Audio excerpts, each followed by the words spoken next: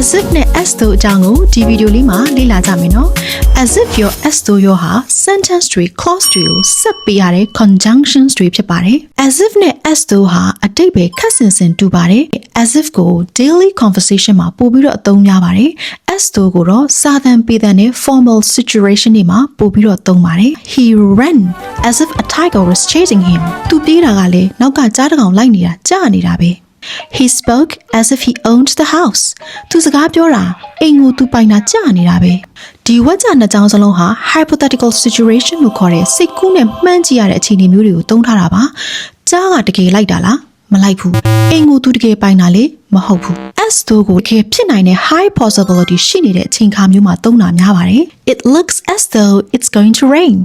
ကြည့်ရတာမိုးရွာတော့မယ်ပေါ့လေကောင်းကင်ကြီးကလည်းမဲနေတယ်ဆိုတဲ့သဘောပေါ့နော်It looks as though they are lost. သူတို့ကြည့်ရတာလမ်းပြောင်းနေတဲ့ပုံပဲတကယ်လမ်းပြောင်းနေတာလည်းဖြစ်နိုင်တယ်တကယ်မှတ်မိသွားအောင်ကိုယ်ပိုင်ဝါကြလေးနဲ့စမ်းသုံးကြည့်နော် See you next time. Bye bye.